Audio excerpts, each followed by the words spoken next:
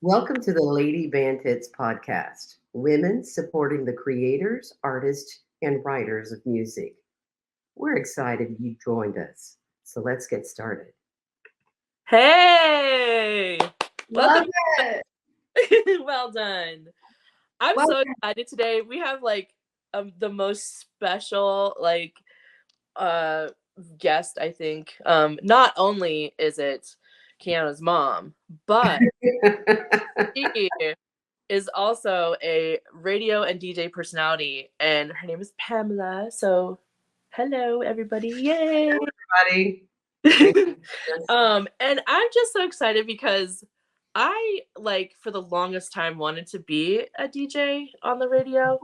And so I feel like it's just kind of awesome and aspiring to be able to talk to you about it and to have a good conversation about it, because I've always wanted to know behind the scenes of it all, and to really jump in and see what it really is like in that role. So can you give us kind of an idea of how did you get started in that? Well, actually, believe it or not, and I took the long route around things. I went to college. I was actually a music major before, because I loved music. I felt like I was always meant to be in, music industry or the entertainment industry Yeah. as a child. So I just started out as a music major and then changed it to broadcasting because I felt I would be better suited there. Yeah. I did have in my past, a lot of people say something, like real sexy. I mean, I was working at a grocery store and these guys just say hello to me. And I'm like, guys, leave me alone. So I went ahead and obliged them. And of course, they were like, yes. So those little, simple things like that, I never really did take note of until after I just felt the need and feeling really it was a calling to me that I was supposed to be in radio. So, and I actually had an internship with a radio station that was Cool 102. So they were good time hits, right? The oldies. Right. And Back in the 1990s. 94. Yeah. Yeah, is when I was in So the college. oldies of the 1994s. No, we're talking golden oldies, from 50s and 60s. It was good Yeah. hits. Right. I mean, things that you guys probably have never heard in your lifetime. So, but anyway, on my way to going to my intern after school, after my class was over, um, I turned on the radio just to listen to the DJ on there, and they were playing Travis Tritt, "Put Some Drive in Your Country," and that was the only song they played for 24 hours. So that was something that they were telling all the good time oldies people. Surprise! We flipped your genre. We're going to country. Oh, So oh. yeah, and I was interning there, and this is the miraculous thing. I walked in, and the woman who, one of the women that worked there, said, "I don't think your services are needed anymore, Pamela." Oh, Uh, wow. and it was an internship, so I would have to go back and tell my, professor, the dean of the College of Liberal Arts, I can't do my internship. But needless to say, as I was walking out, the general manager of the radio station said, "Pamela, can you run a board?" And I'm like, "Did it in college. Here I am." Yeah. Yeah. So I was actually the first one hired That's to awesome. Wow. to run the board for what is now 101.9 The Twister in Oklahoma City. So, but I didn't get to talk yet. I was, just running the board, making sure that because we weren't digital, we were analog. And of course, Oh, right. Yeah. It's the 90s. yeah, Yeah. so somebody had to push the buttons, Yeah. and that was me. Uh, so after things had progressed and we got to our own place, and things eventually turned into, digital after it changed hands many times. The radio company changed. Uh, but yeah, that's how things happened for me. Was just, and I really believe it's a calling. I believe anybody who is geared and has certain aspects of their personality or even their voice, the way they articulate, whatever the case may be. I think it's intentional. I think it's put there for a reason for people to know that this is the way we go, and it worked for me. And it was a really good time. I enjoyed it a lot. That's awesome. I definitely in doing this show, a lot of people have talked about like I think my voice is like deep and like I don't know. I don't really have an aversion. I just kind of feel like it's too much, but like a lot of people are like, no, it's very soothing, and I think you do great on the show because you're. This is my other show, LMS, but it's so great because we enjoy listening to you talk, which is, I guess, a good thing. Like Absolutely. Yeah, you are. You got those low tones. And yeah, it's funny though, women with low tones, the voices are more, they seem more melodic, more, yeah, they resonate better. And really, honestly and truly, people are tuned to listen to deeper voices. It's just something about it. That resonance is just, it's very calming to them in a lot of ways. yeah, yeah, yeah. You're I the goods, girl. I do have a funny story. Like, oh, share away.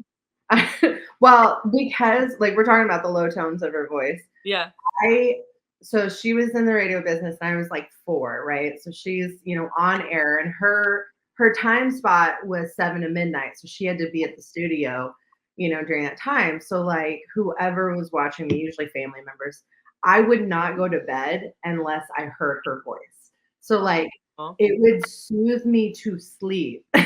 So the funny thing is like even like when I'm far away, like I'll call her and I'm like, hey, can you just talk to me? oh, Hear your voice, like because it was always soothing. And as a kid, like when her being on the radio, like it was just fun because I had like I was always be like I could always hear her. So it felt always like even though she wasn't there, she was always close. And yeah, those low tones were so soothing to me as a child. It's like, But of course, if she got excited, it freaked me out. I don't know why, but I mean, I'm like, oh, that makes me sad. Yeah. I scare you? I'm sorry. It's because it's just got there's like a power behind it, and so like the inflammation behind it is just yeah, sometimes can be very terrifying as a child, and so it yeah, was soothing yet terrifying. yeah. Well, and I would imagine that's so because like if you're monotone like most of the time, and then I don't know, you're getting in trouble or something, and it's that high tone. I would imagine the high tone is you're like, okay, I'll listen now. It's like, pay attention. Yeah. Yeah, exactly. The pay attention tone. Yeah, Right, right. exactly. Yeah. So can you tell us maybe a story or two of like some of the really awesome like maybe guests that you had on or um people you had on or callers that you Okay, yeah. I've got one that I particularly hold in my heart because I just thought it was an awesome opportunity. yeah. A guy called me one time and he said, Pamela, my girlfriend, fiance, well, it wasn't fiance yet, is listening to you right now. And he goes, I need you to do me a favor. And I said, okay. He goes, I want to propose over the radio. Oh, And I said, okay, let's do it. And I was working at a country station. Country music is usually was the genre. I did do yeah. Christian radio. I did in college, I did punk, Yeah. which was, well, I mean, just so in soft rock, I've had a variety of different genres, but I was at a country music station at the time. And so I recorded him and he, spoke her name, said, I've loved you, da da da da da. Will you marry me? That sort of thing. And so I set it up, of course, because I had played it and I set it up as a call. And, and I played back his call. Yeah. And then after he said, "Will you marry me?" And I think her name was like Jennifer or Jessica or something. And I said, "All right, Jennifer," I said, "what's your answer? Are you going to marry so and so?" Yeah. And I told her, I said, "Give me a call." And I gave her the telephone number over the air. And then I, went on and, entered the next song. And she called back immediately. So you know, and anytime that the phone rings, you hit the record button Mm. just because you want to make sure if it's going to be a good call to air, you could do that. Yeah. And so she called and she said her name, and I said, "Well, what's the verdict? Are you going to marry so and so?" And she said, "Yes, oh my gosh, yes, woo!" And I'm just like, Yeah. cool. And then, of course, being in production, I put her vocals, down, and at the intro of the song, when there's usually just the music, it's called hitting the post. From when you go from the intro of the music to posting the vocals, Yeah. I put it to whereas when she said yes, oh my gosh, yes, yes, and then the music was coming up under it, and it was George Strait's "I Cross My Heart." Oh. Oh, I'm so teary. I'm crying. So as that music started to play and she's Yeah. crying, that music is underneath her. Yeah. And Yeah. then as soon as she said yes, and George Strait starts singing. And that to me was, and it was about the production of the whole thing. You set Yeah. it up, you record everything. You have to. Yeah. If you don't, you'll miss out on moments that you can just say, Yeah.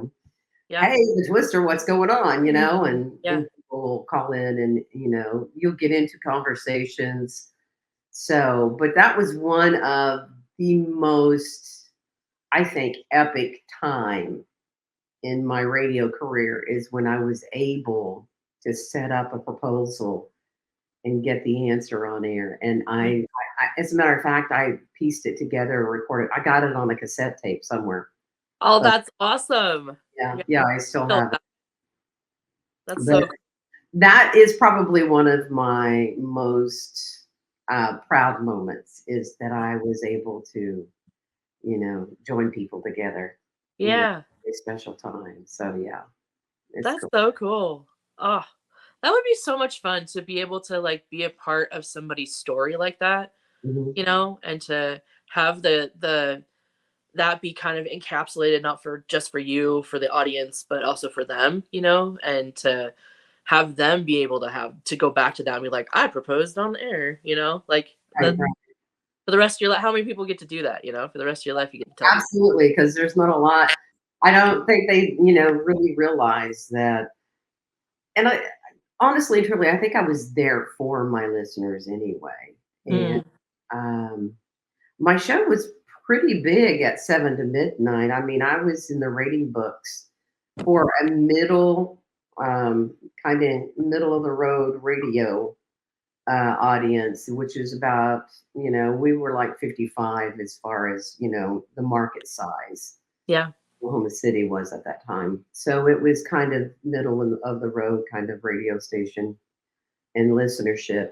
But I always felt like that it was um, something that I owed to the listeners, Mm, to make sure that the show was right and tight and perfect. And for yeah. two books, I was number 2 in the market. I mean, overall, I beat out all of the other morning shows except for our sister station morning show. They were number 1 in the market, and I was number 2. 7 to midnight. So that was a huge thing. Nobody's 7 to midnight is And you were the only female, yeah? only female. Well, the morning team, though, for our sister station did have a female in it, but yeah, I mean, But for like a solo that was show, a yeah, that's pretty cool. big deal Yeah. being Yeah. 7 to midnight. So that was pretty Yeah. exciting. Yeah. So yeah, it was really cool. I had a really good time. Yeah. I mean, I think that it kind of maybe is a testament to you of being able to make it that big, because you have to be able to have that knowledge and be able to know what the people want, and to be able to have that experience to bring to the table for them to even be. I mean, first, to be second is awesome, like, of Right. all radio shows, like, and there's hundreds, right? So, like, In the market, yeah. Mhm. yeah, in the market. So, like, I mean, to be second is crazy. Like, that's a I great know, it's mind accomplishment. blowing. 7 to midnight. Yeah. What? Yeah, Really? because most people are, like, going to bed or, doing whatever. And so, like, to be able to accomplish that with a time slot that is not normally that what popular, I guess would be the word. Right. Um, and where people are winding down and all that kind of stuff, like, that's a great accomplishment, like, for real. Yeah. Yeah. Yeah. Well, I certainly enjoyed it, and Yeah. it was about the production for me. Yeah. I just love piecing things together and making a show that was worthy of other ears, and was my objective, is to bring people, a lot of my gifts and talents that I had in, radio, Yeah. because I would do parody songs. I would write parody songs, and I'm gonna take off my glasses right quick because I can see you better now. But I produce parody songs and That's put funny. together things that you know a lot of the DJs, they just would go in and be more about the content of their show as opposed to what can I offer Yeah. that would get them excited. I did a parody song for Christmas, and it got so many requests in everybody's show. Really? Wow. Yeah, and it was just like to the rhythm of "'Twas the Night Before Christmas," Okay. and I just did this little story and had another DJ. Well, actually, a sales rep helped me with it, and it included song titles of every artist practically that was in it, and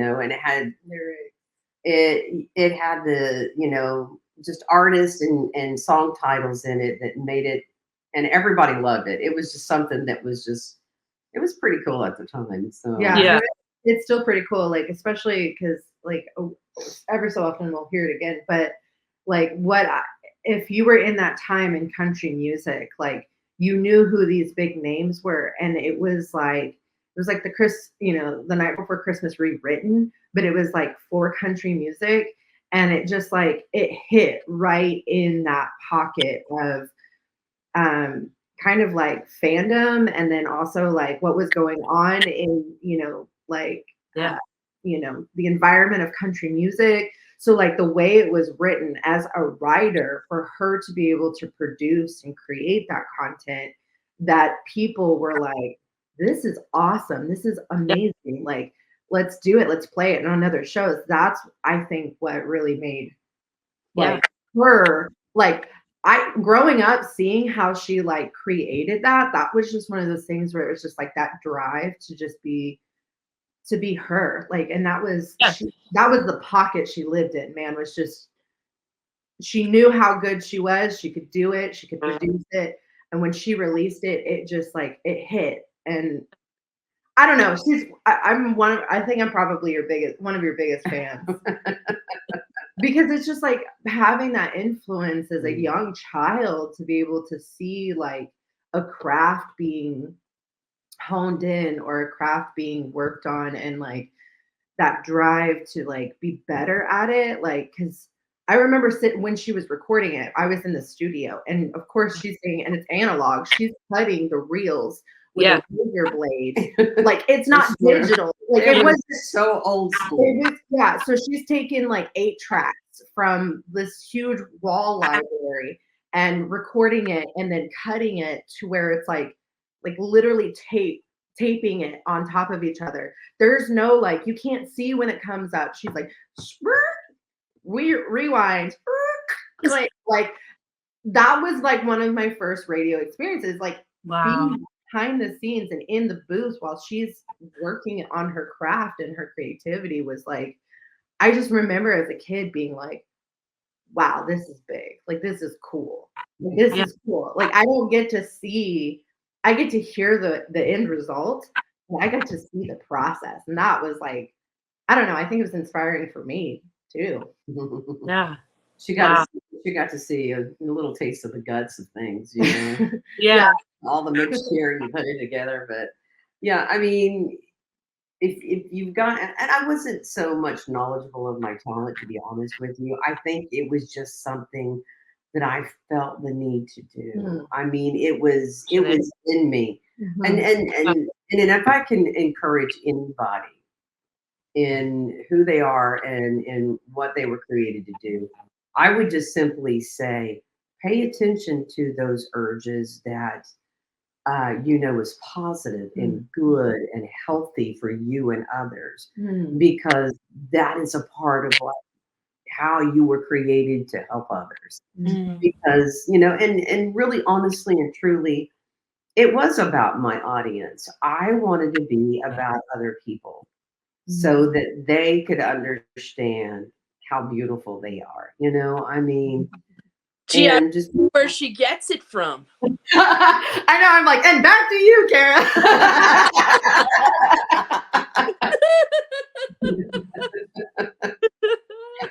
I we've mean, had we've had so many conversations where I think like we literally you summed up mm, a lot of like Kara and I like one-on-one conversations of getting to know each other and just like our yeah, vision behind this podcast and yeah. how we just love to be supportive to that, but also like we want to encourage that in others of like Mhm. we love that creativity. We love you for that creativity, and there's a purpose for it. There's a right. need for it, and you're wanted and you're valued for that. And Yeah. so it's funny. That- It's like that. Like this is why I was like, she has to be on the podcast. You have to understand something. well, we know the root of it now, where you Yes. get it. Because she's. And did you notice our laugh when we Yes. laughed? We laughed in sync. It's a Yeah. real thing. It's a real thing. I love it. I love it. But Yeah. it's, and that's the great thing is that, you have kind of that legacy that you've passed on to her in that way of the passion and the love for that, and to want to help other people and to want to support other people. And I mean, I really kind of believe that like people who are in, who are married to musicians or married to doctors or those kind of people, they have to have some sort of passion and love for their other person and want to support that, but also support the people they're helping Mhm. or they're playing to, or, Right. the thing. Because if you don't, then it's, I just don't see somebody being able to be with somebody like that. And so, um, it's, it's definitely, it shows kind of like this really awesome, uh, like generation of you passing that on to her and being able to see what she does with it, right? Like we're doing this, but like she also helps the band in more what we talked about in the first one of like just all of the things that her and Pearl do in the band, and Right. that kind of stuff. And it takes special people to be behind that and to want to be a part of that and want to help and want to take this on and also help other people that are in that same kind of role, Right. right? um and so for you, like who was supporting you in what you were doing? Because she was so young, so like who was behind you going, hey, yeah, dude, this is great, let's continue to do what you're doing? Or was that something that you just kind of had to do yourself? Or you Well, know I'll be honest with you. I think my mother had a lot to do with that, mm, because she was a very intuitive woman. She would often tell me things about myself that I didn't realize. And she would say, even, and I know it sounds kind of morbid, but even on her deathbed, she was saying, Pam, you are one of my deepest children. I think you're my deepest child. wow. Because not only am I a poet, but I also we up and moved to Nashville because I'm a songwriter as well. Yeah. Right. So, and she gave me the money to get there. She threw Wow. me $100 and say, "Move you and KayAnna to Nashville." And I'm like, "Mom, family's here." She's like, "You have to go. You Yeah. have to go."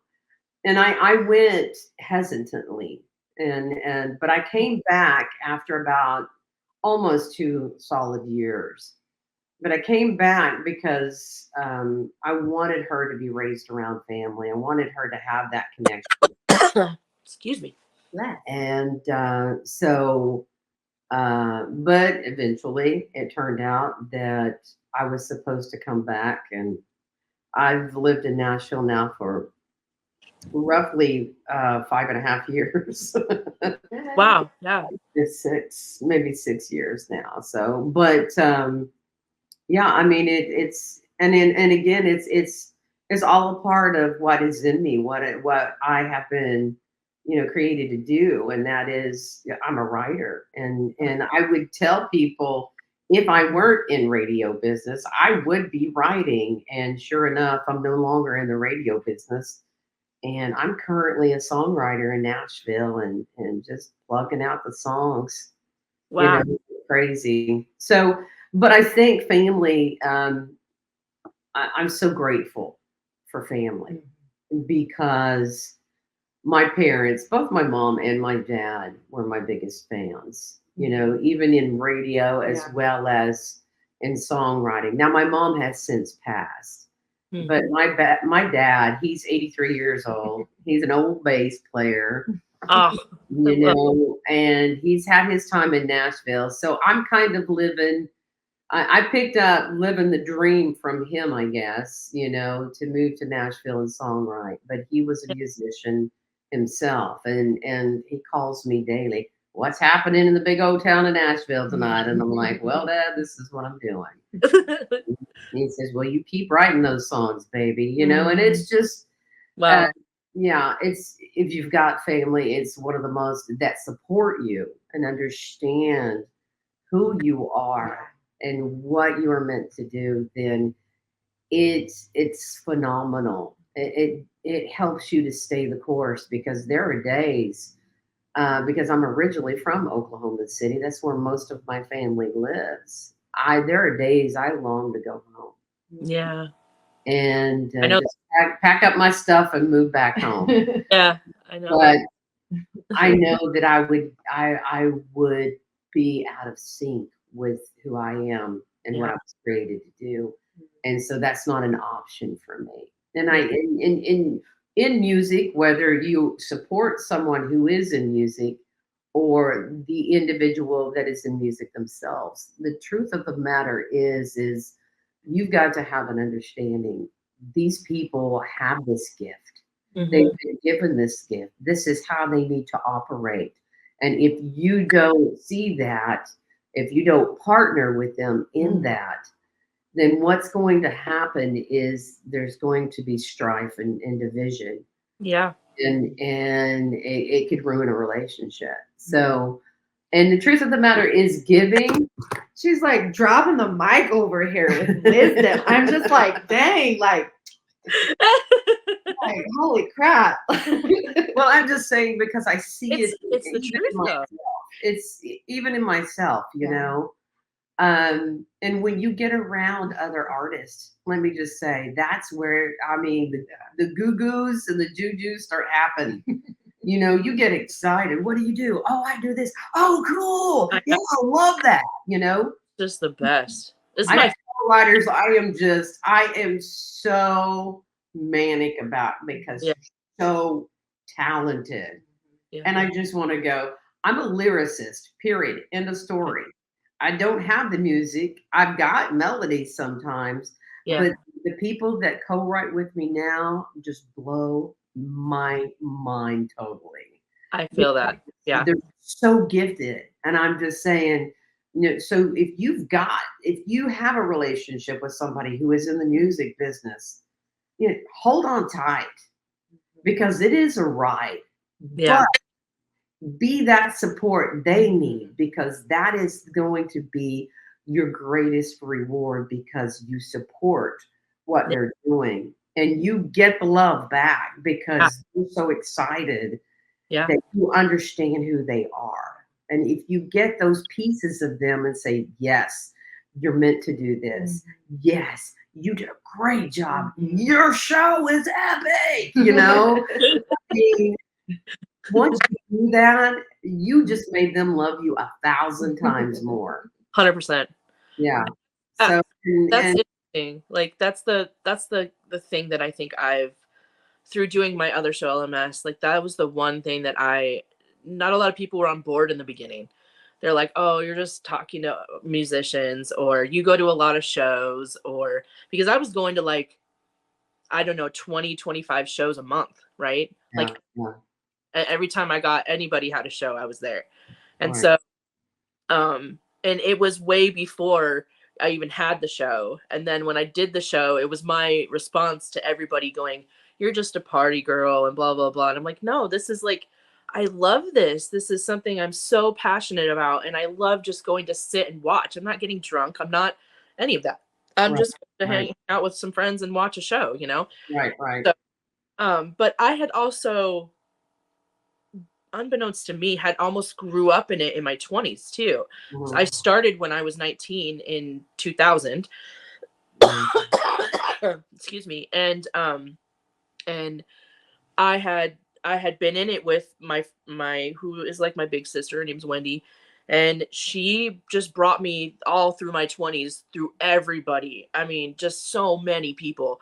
And then eventually I was able to learn how to write music myself. I had right. played music since I was a child, instruments, but I had never written music until I was in my 20s. Cool. And, or lyrics or anything like that. And then and so it was definitely something that I can relate to, because once you have those people that are behind you, that's when I got passionate about that show. And it was Absolutely. like, I'm not going to give it up now. Even when people were like, you shouldn't do it, or there were other stuff, it was, once you have that backing, you're right. It changes your life. It changes your world. And then I met somebody that helped me, like you, like I can do lyrics, music. I mean, I can play it if you show me how to play it. Right. I Melodies just don't come to me. I'm not good at that. And Mhm. so I found somebody that was good at that. And we have, I mean, fire bangers, man. Like music that Right, like, oh my God, this is such a great song. And that kind right. of thing. That And so feeling is just it's it's amazing. yeah, it Yeah, really is. And you get to the end of it, like, I wrote that, you Yeah. know? I And know, that's amazing, and then you're it's going like, "That came from me? that came Are you from me. serious? I Yeah. wrote that? Really?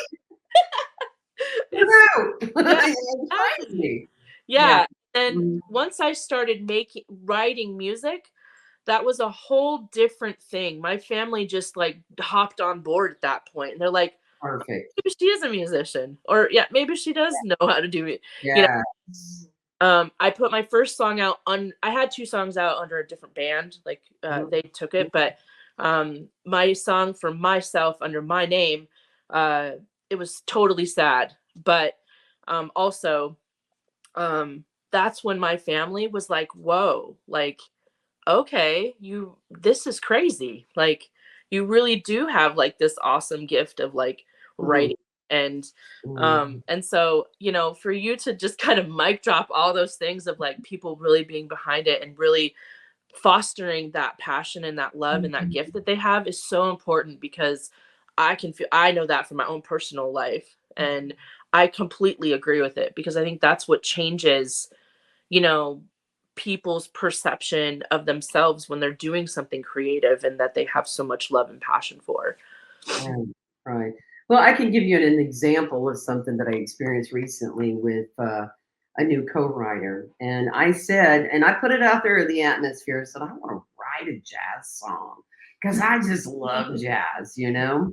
Jazz is And so I'm going to in the, well, it's NSAI, which is Nashville Songwriters Association yeah, International. yeah. So I attend that, and of course, am a member of NSAI. And I met him there one night, and I mean, that day that he came, he had been there 3 times previously. Wow. And then I meet him that night, and we get together for breakfast like 2 days later. He brings his wife, and then we go co-write, come back to their house, And, because I had to drop him off. I picked him up from the restaurant. We met at the restaurant. His wife went on ahead of us. We went to co-write elsewhere and then came back to his house. So, but sitting with them and watching him and his wife interact with him, he was so giddy, like a little schoolgirl. I'm telling you, he was just so excited. I've never co-written with anybody before. This is my first experience. And the guy's older than me. He's like, I'm excited that he's jazzy. I'm just like, dude, you're in my zone. I can't wait. But anyway, he was just talking and standing there. He's like 6'2", 6'3", and his wife is sitting in the chair next to me. And I'm just watching both of them. I'm just soaking this all in. And I see his wife, and she just gets the hugest grin on her face because she's watching him. Yeah. And it just did something to me inside. I'm like, oh, she supports us 100%. Yeah. She's just as giddy as he is, and she is excited for him. And I knew that. And I mean, he talks about her all the time, now that we've gotten a little, more closer and known each other.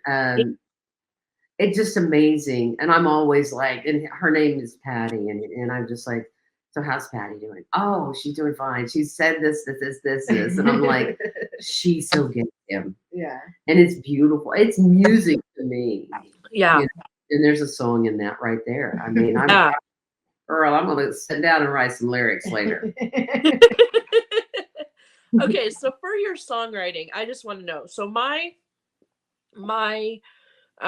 process is like so off the wall with it, and I'm curious what yours is. Like I have to be like in the moment and then write it down like right there, like as the happening. How do you, like, I can always go back to it and write, but like in the moment I have to like get it all out. What is your, like, how do you write? Well, first of all, I really have to pray over it because it's a challenge for me. It really is. And I feel inadequate.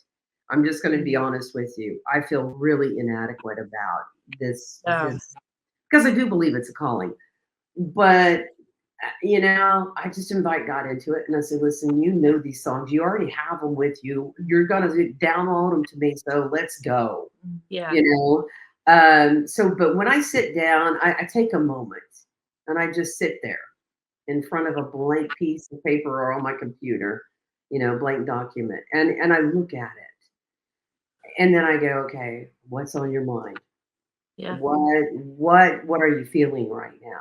Because a lot of the times, and I know I'm supposed to be writing about love because love is the most needed thing in this world.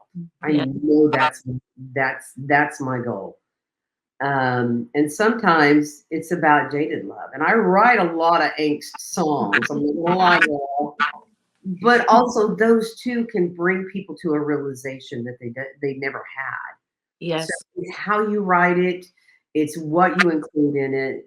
The process can be really weird sometimes. Sometimes it's just somebody will say something to me, and I'm like on my phone, and it'll hit something in me, chord. And I don't write anything about what they have down. I write something totally different, but it struck me in a way where I've got to have these lyrics. Yeah. I'm writing them down. So it could be anywhere.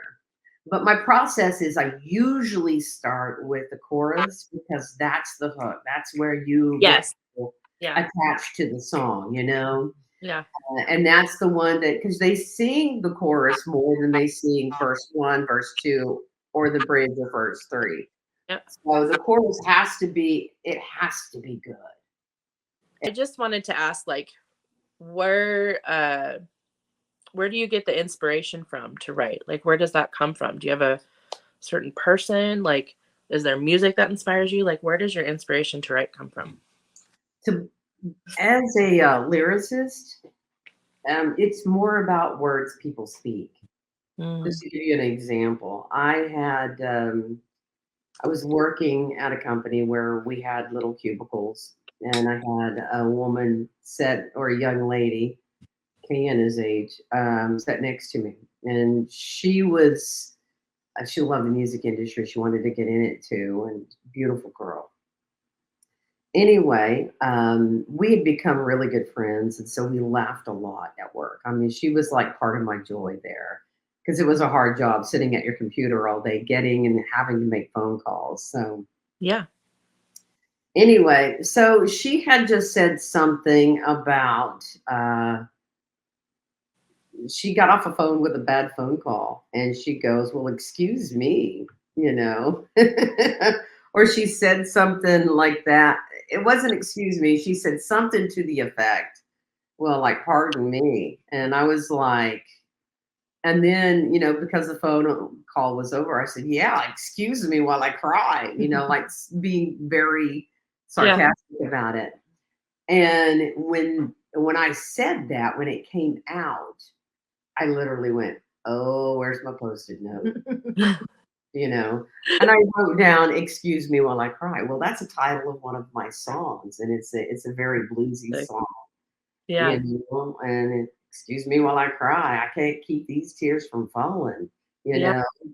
And it's about, it's a bluesy song about a guy seeing his woman and just being so overwhelmed with love and joy that he can't stand to do anything but cry out of happiness. And so the song is While I Cry, but the turn is he's got happy tears. Yeah. I can't keep these tears from falling. Right now, I feel like I could die. Baby, I just found heaven. So excuse me while I cry, because I'm going to cry. I can't help it, And Oh, it turned out, and it's, I have people say, well, Chris Stapleton needs to see this song. And I'm like, yes, please. Thank you very much. Yes, please. Can you make it happen? You have his number? I'll give it to him right now. It's so bluesy. It's so cool.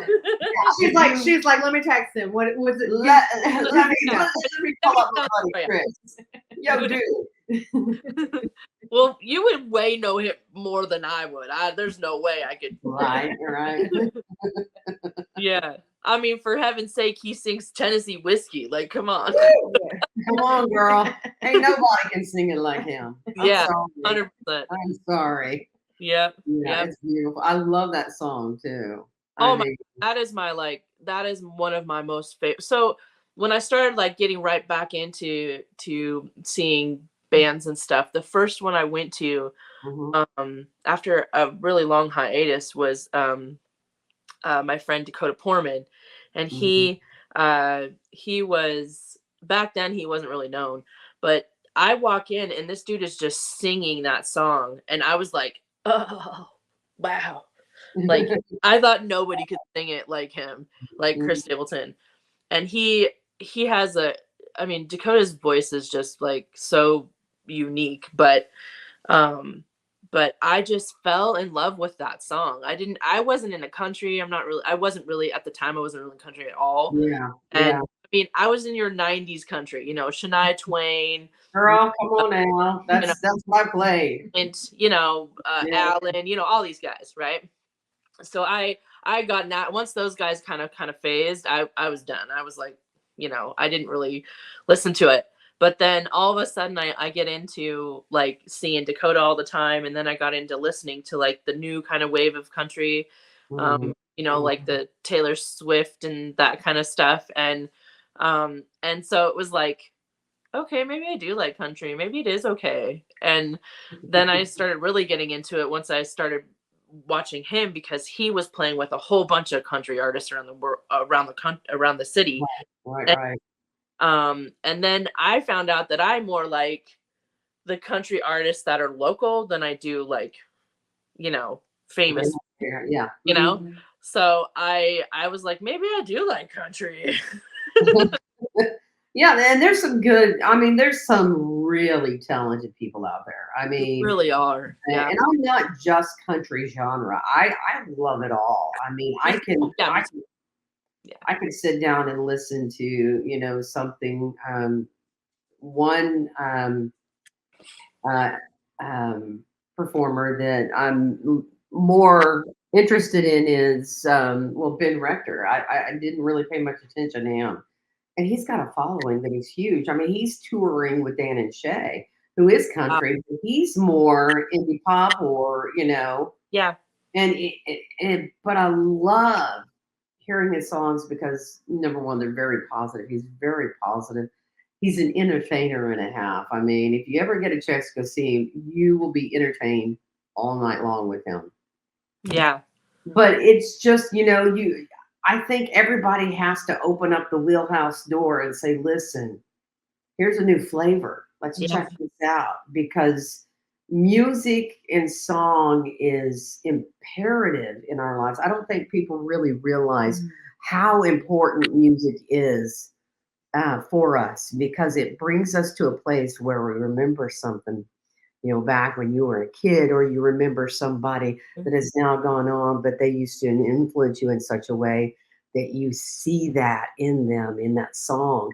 And music has it's a very imperative part of who we are. yeah, We were meant to sing. And I yeah, really truly believe that we were all meant to sing. yeah, And I just really, when in Nashville, I just soak it in. I look at the artists, I look at those who are trying to, get into the industry. And I can tell you, it is a hard industry. yeah. It It's is. not easy. Mhm. Not everybody will be successful, but those that do make it will tell you it's tough. Yeah. It's difficult. Mhm. Hmm.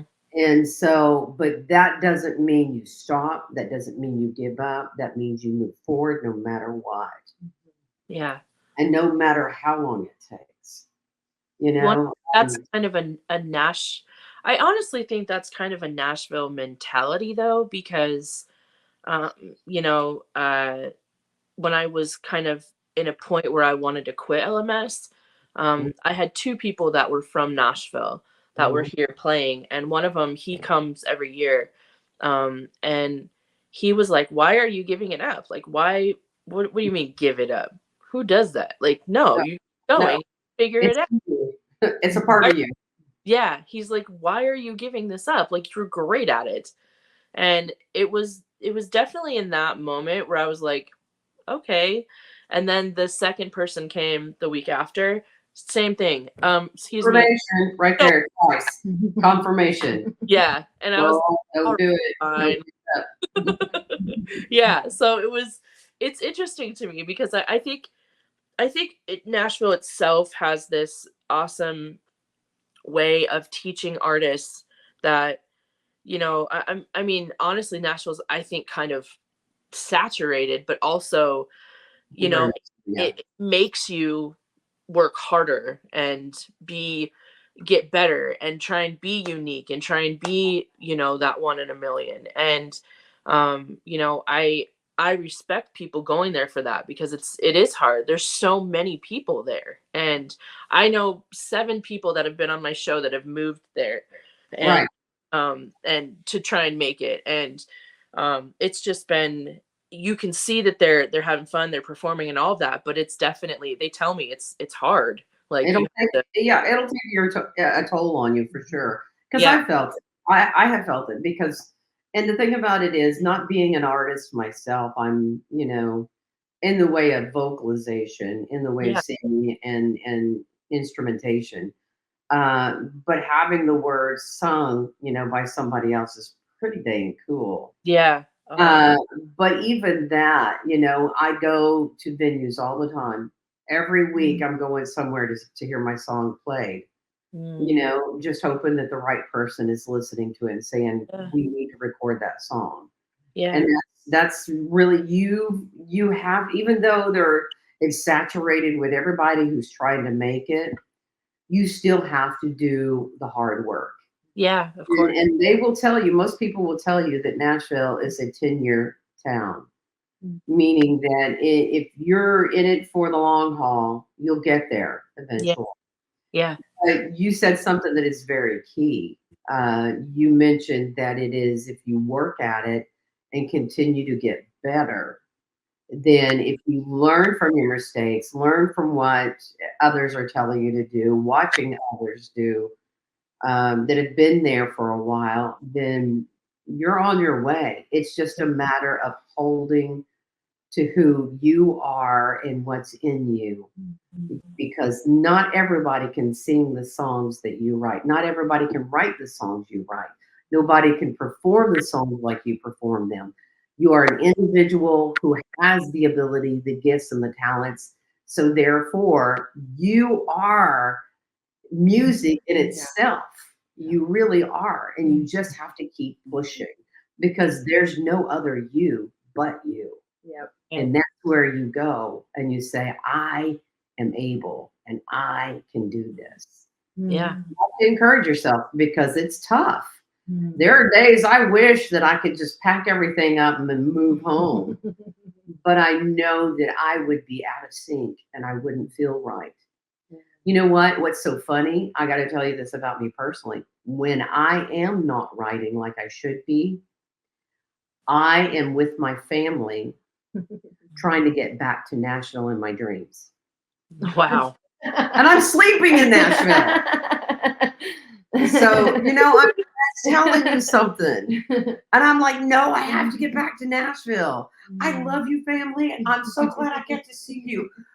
But Yeah. give me some cash. I got to go to Nashville. I'm not kidding you. Every time that I'm not writing, and I know it's my subconscious. Yeah. My God himself saying, excuse me, Pam, Yeah. you need to do this. Yeah. You have to do this because this is who you are. Yeah. And and I kind of get down about being a lyricist, but I can tell you this much. I got a lot of musicians that say, oh, we need to get together because I don't have the words. And I'm like, words all day right here. And that makes it beautiful. And anybody that's trying to get into the industry, let me just say, you're better off co-writing. But though there are some talented individuals that can write songs all by themselves and come up with it, and that's great. That's beautiful. But I think you get more out of co-writing than you ever will by writing a song by yourself. Yeah. Yeah. The matter is you get a piece of another person. Yeah. And you join in. It's almost like a marriage. Yeah.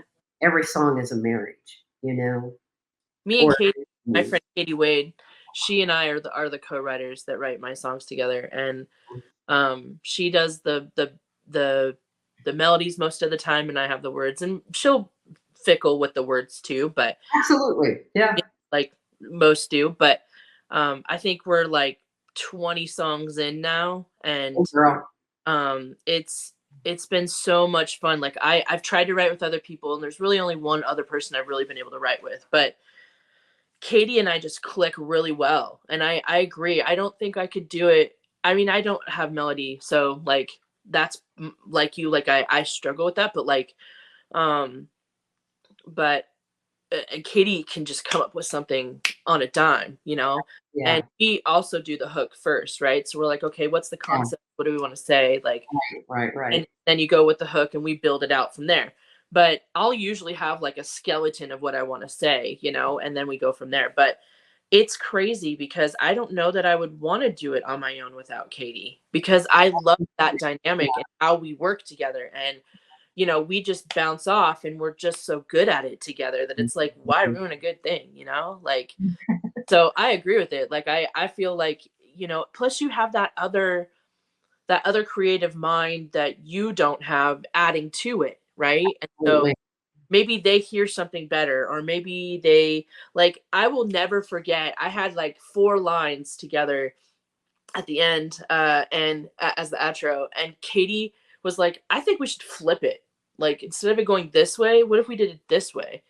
And I was so set on like, no, it needs to go this way. And Katie's like, let's just try it. Like, let's just see what happens.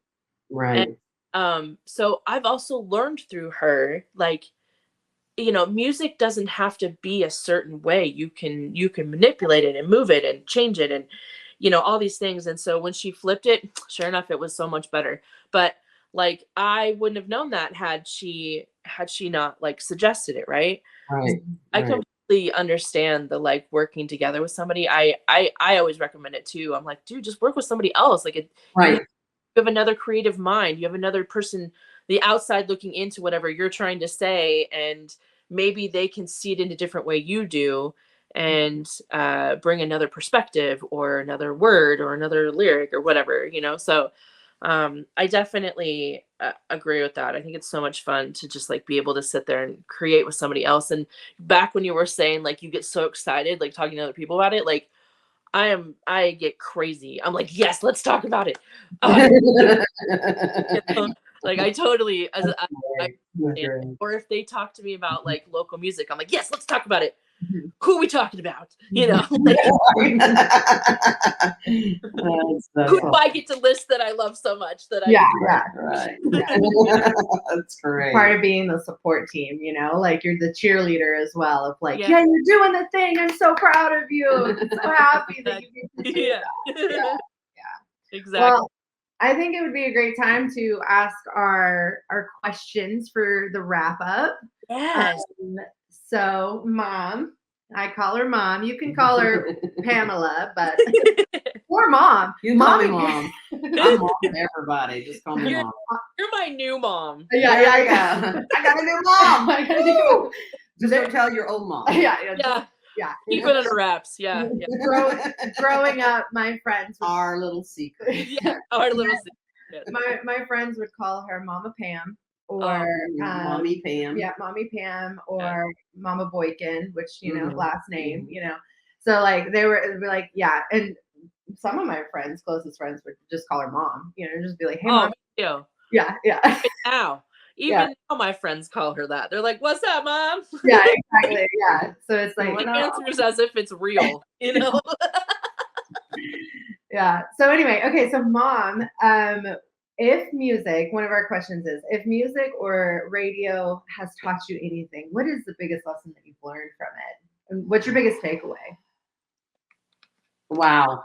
I knew this question was coming, and I didn't have an answer. But now that we've discussed things and brought a lot of ideas out, I honestly have to say is if it's taught me anything, it's to pay attention to who you are inside.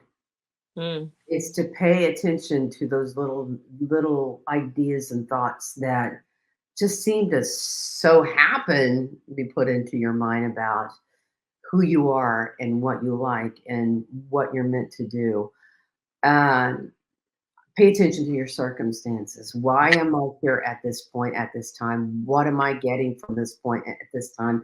And what is going to project me further? Because here's the truth of the matter: when you are in a place and it's time to move, if you don't pay attention to how you feel about it, to how it's being introduced to you, I mean, everything has a purpose. Every thought, every word, every circumstance is meant for us at this time in our lives in order to move forward. So don't take the time that you're in for granted. Examine where you're at. Know where you need to be. And get that sense of who you are about yourself. What makes me tick? What makes me happy? What makes me, because if it's meant for you to be in the music business, you're going to be in the music business because you've noticed that.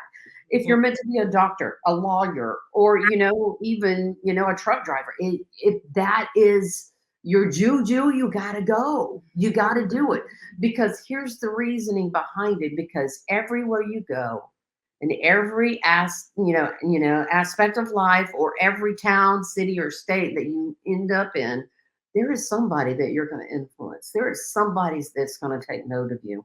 There is somebody who's going to have a piece of you, whether you know it or not. And what you give them can either be positive or negative.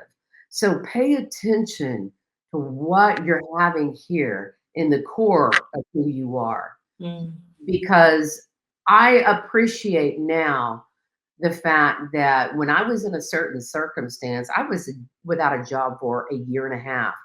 And it finally dawned on me, I'm not supposed to be here. Mhm. And when I did some prayer and searching, I heard move, and I knew it was to Nashville. I knew it was to Nashville. And I was resisting the urge to write or that prompting in me to write. I didn't want to do it. But when I did it, I mean, boom, the tears just burst. I'm gonna be a writer. Yeah. Whoa, you know? Oh my God, I know. Yeah. So, I mean, pay attention. That's what I've learned. Pay attention to where you're at. Pay attention to what's going on inside. Listen to yourself. Listen to those little hints that gives you that certain little propensity to move that way, and do it. Could you say Follow it. Could you say it's you listen to the music of your heart? Where's my pen? I gotta write that down. Hold on, where's my She just Oh my God, she's a song. genius. Well, I mean, like we're talking about music, we're talking about that, and it's like that's a big lesson to learn. Is like to be able to listen to the rhythm of your heart and to the Right. and to the music of your heart and what you create to it, because it's one of those things where it's like that is what we're designed to do, right? We're designed to create and produce. Okay, can I just say something? I have to say something. Zephaniah chapter 3, verse 16, I do believe, says that God delights over us with singing. You guys, we are melodies in his heart. So I want to tell you something. Your music, your song, your melody is distinctively you. Don't deny it.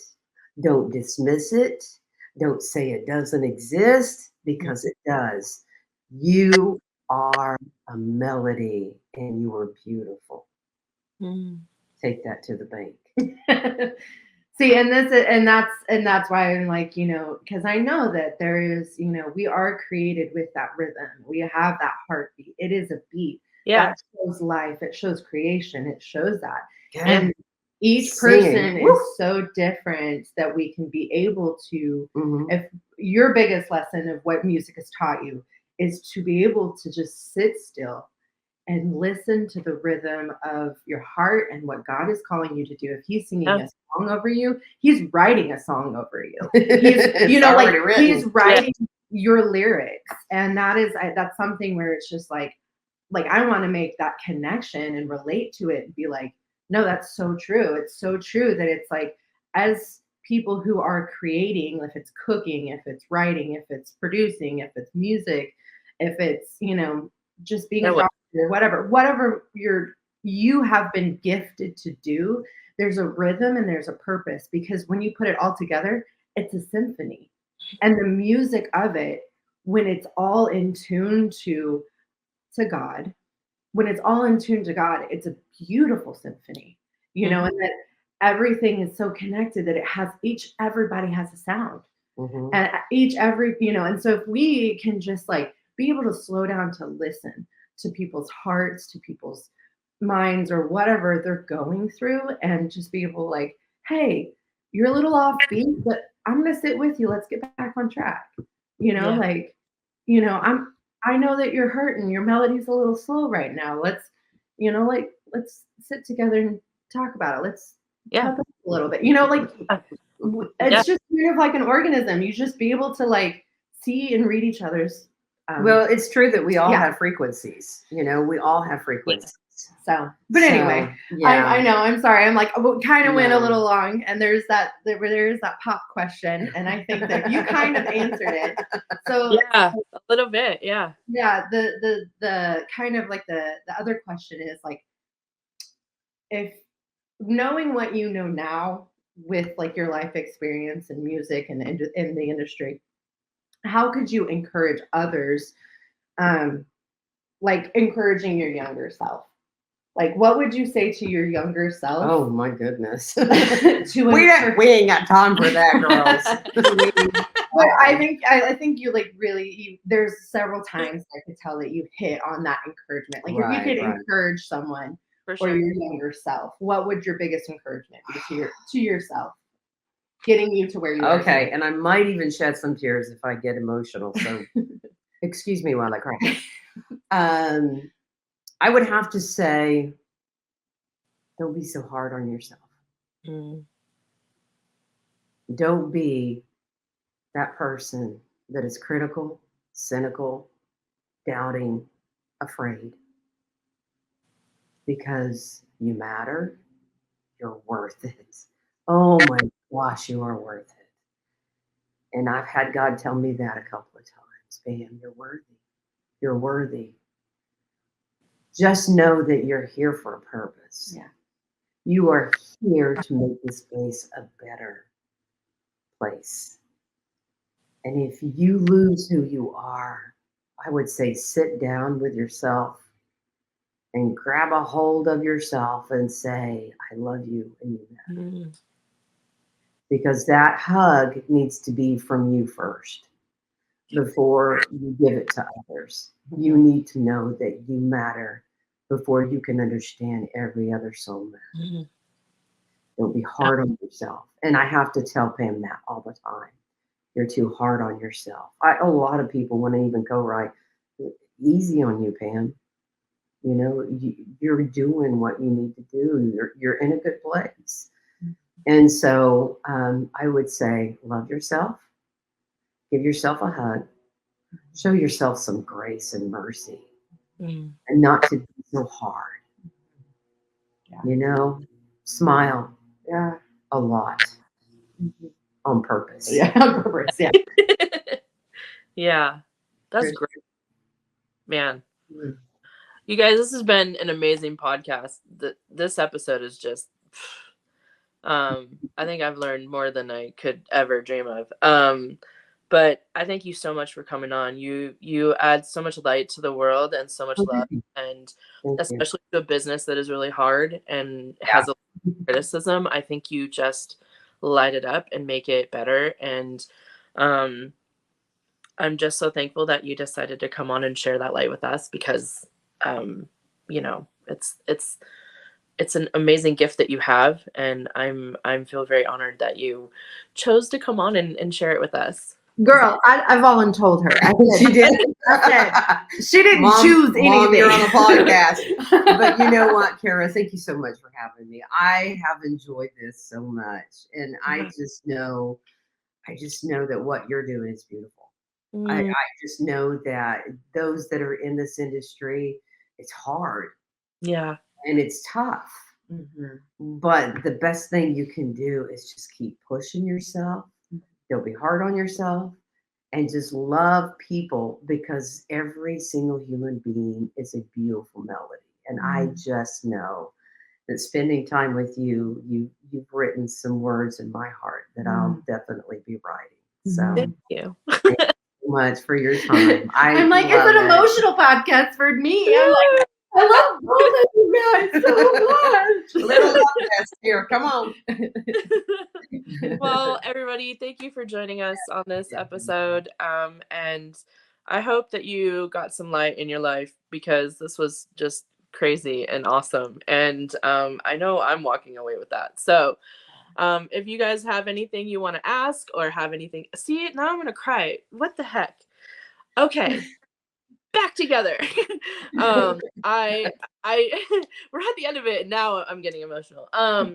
So, you know, if you have anything that you want to ask, or, you know, have questions or comments or anything, or give us a story maybe that you've experienced, maybe like something you experienced in Nashville, like anything, we're up for it. We would love to read them on air, and be able to share all of that with people too, even if it's kind of a crazy story.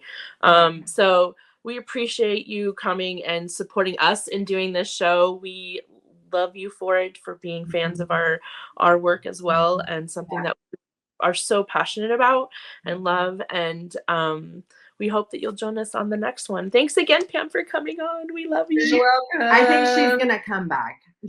I think we're gonna have to volunteer her again. Yeah. there. We look forward to it. All right. Bye, everybody. Bye, you guys.